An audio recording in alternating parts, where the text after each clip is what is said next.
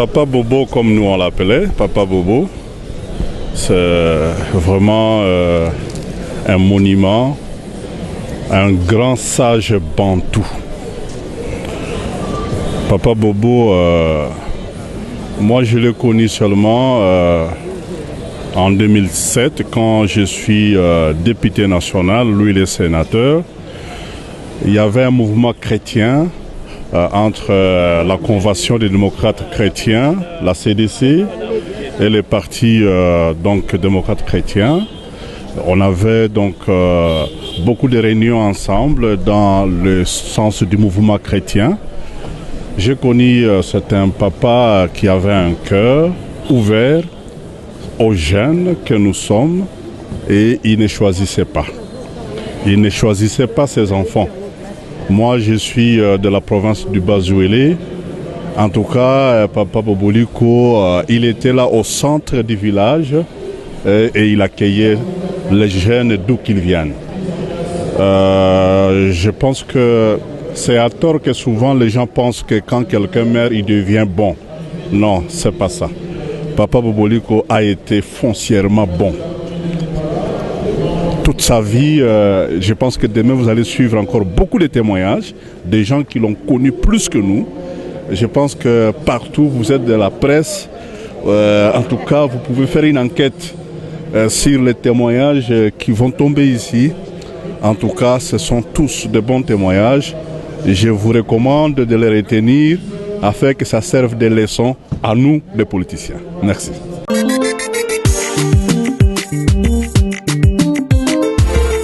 Grave perte, tout d'abord pour le peuple congolais, pour sa famille et pour les syndicalistes du Congo. Parce que c'est là où il a su œuvrer pour que le syndicalisme puisse devenir un grand acteur politique au Congo avec des revendications. Vous savez, la famille Vouembe, la famille Boboliko est une famille très unie depuis des années 60.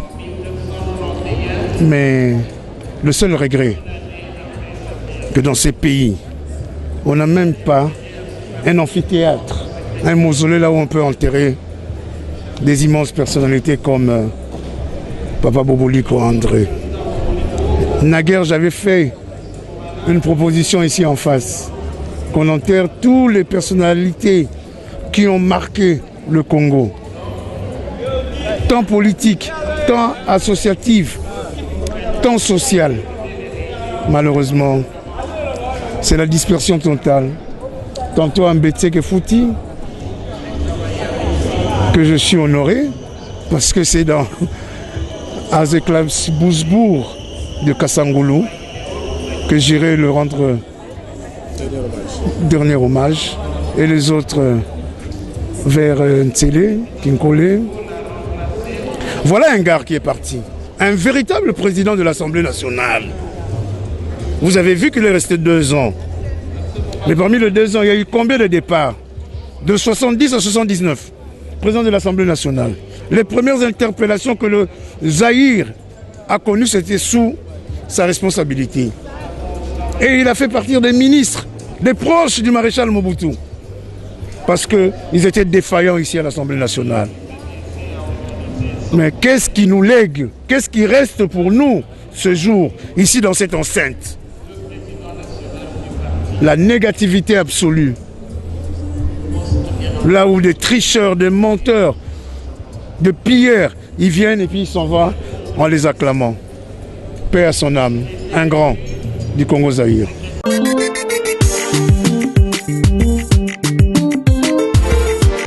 C'est un homme qui a été honnête. Il a défendu ce qu'on appelle les causes orphelines. D'abord comme syndicaliste et en politique, il avait une très grande éthique, défendre les plus faibles. Et il l'a fait jusqu'au bout. Merci.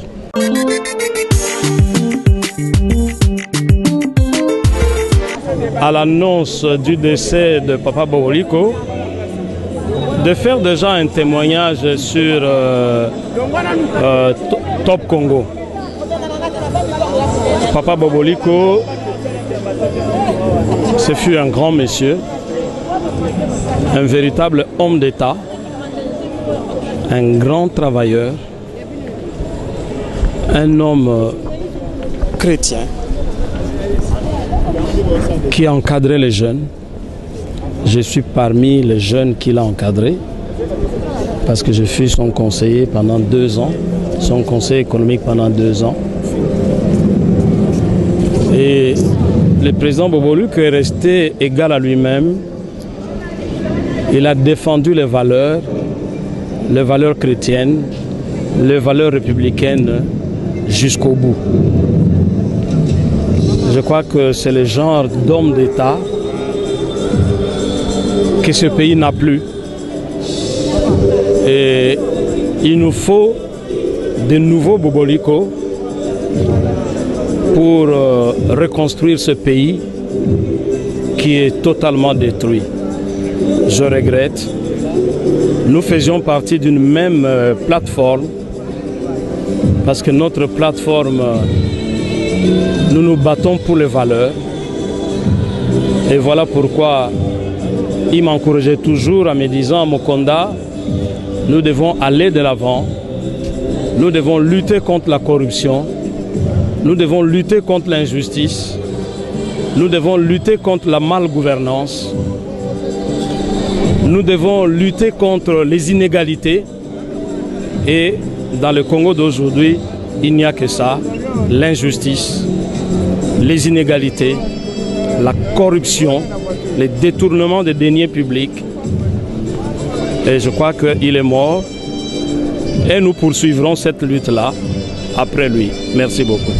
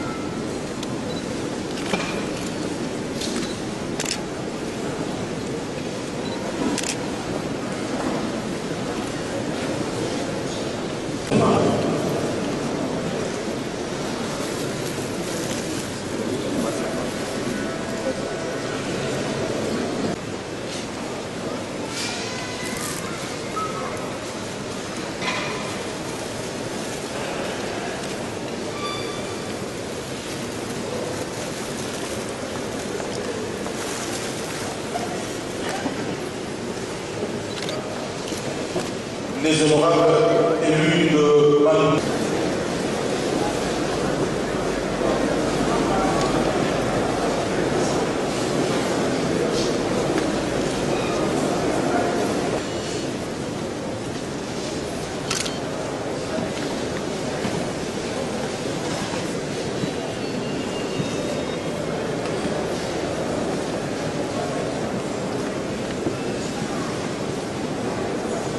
Pendant que les sénateurs sont en train de passer, nous demandons au vice-gouvernement de Rwanda de bien vouloir se préparer pour déposer la date.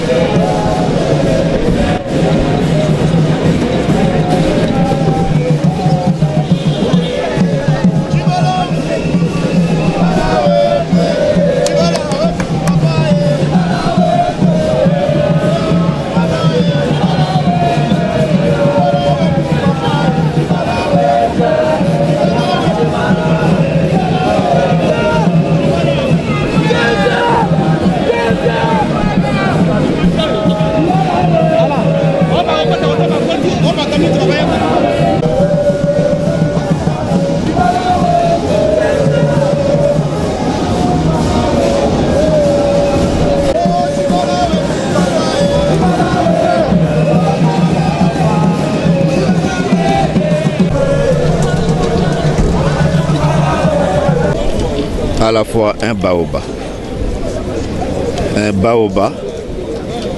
pour la République, que j'ai appris son nom depuis que j'étais encore au bas âge. J'ai grandi avec ce nom. Et, hélas, je suis élu sénateur. Et je vais rencontrer physiquement ce baobab que dès le premier jour après les élections que j'ai contacté, puisque j'étais le directeur de campagne du président Kengo au Sénat. Et je vais le contacter chez lui à la maison pour lui demander de travailler pour que nous puissions mettre Kengo président du Sénat. Et c'était pour moi la première fois de rencontrer ce baobab, d'échanger avec lui. Il m'a très bien accueilli et depuis tout mon séjour au Sénat, il est resté, ça c'est la deuxième dimension, il est resté un enseignant pour moi. Parce qu'il m'a éduqué, il m'a formé. Et si aujourd'hui, au Sénat, on m'appelle Léon Moquet, le pseudonyme que le sénateur, le défunt sénateur Boboliko m'a donné. Si aujourd'hui on m'appelle au Sénat Léon Moquet, c'est sorti de sa bouche et c'est répandu. Donc pour moi, c'est à la fois un baobab, un papa et un enseignant pour moi. Parce qu'il m'a aidé, il m'a formé. Je ne dirais même pas, il est plus qu'enseignant, il est formateur parce qu'il m'a formé en homme politique. Il a cultivé en moi certaines valeurs que j'incarne jusqu'aujourd'hui. Pour la jeunesse, quels sont les messages pour la jeunesse peut tirer par rapport à la La jeunesse doit s'inspirer du modèle de ces baobabs. Parce que ces baobabs nous a appris à ne pas être le politicien des ordonnances. Il nous a appris de ne pas être le politicien des décrets. Et j'ai suivi ces témoignages hier la nuit et je m'en suis souvenu à plusieurs fois. Il m'a tenu ce propos. Il a toujours dit, mon fils, restez comme tu es, ne soyez pas un sénateur ou un élu ou un politicien des décrets ou un politicien des ordonnances.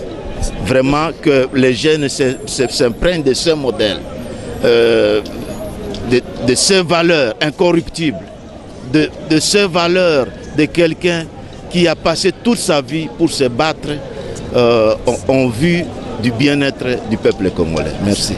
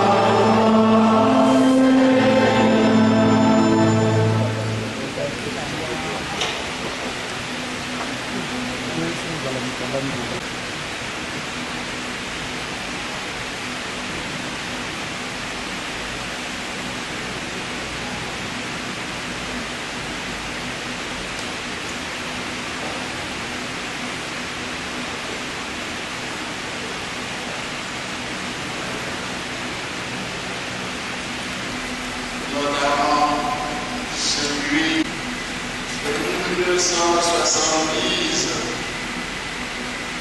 en 19. Il s'est discours du 24 avril 1990 à céder restaurant de Macabé, Papa Iléo et quelques autres de BS social.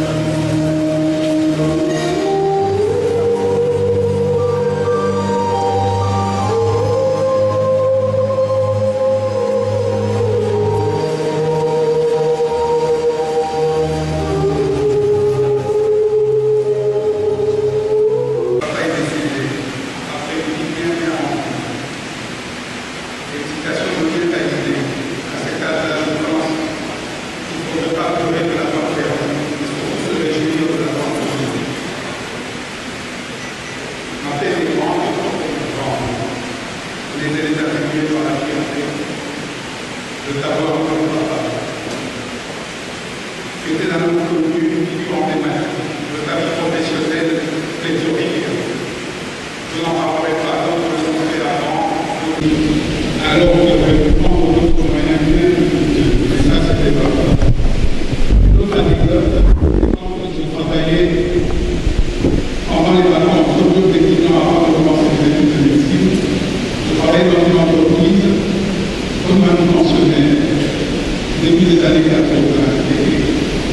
Le hasard des choses fait qu'il est venu en visite officielle en Belgique et devait visiter l'entreprise où je travaillais.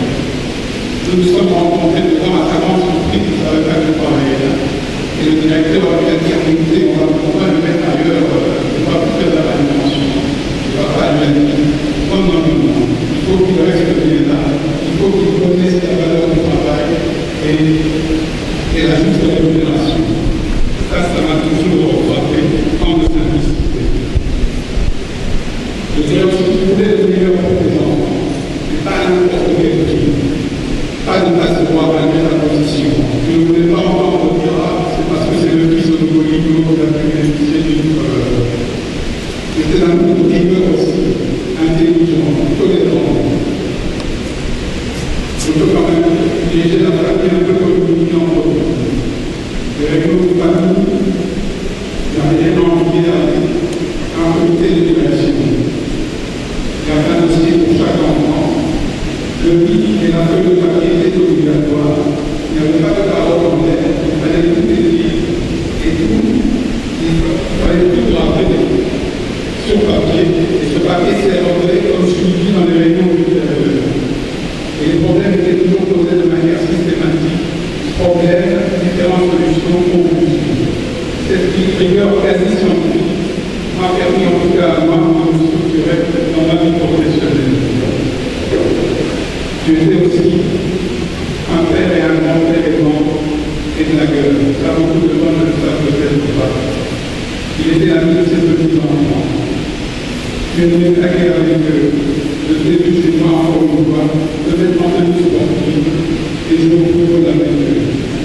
N'hésitez pas non plus à parvenir avec une voix tombe dans le pelouse, chose que j'ai déjà pu faire aussi à Kinshasa. Enfin, je voudrais évoquer ma fille, la petite fille.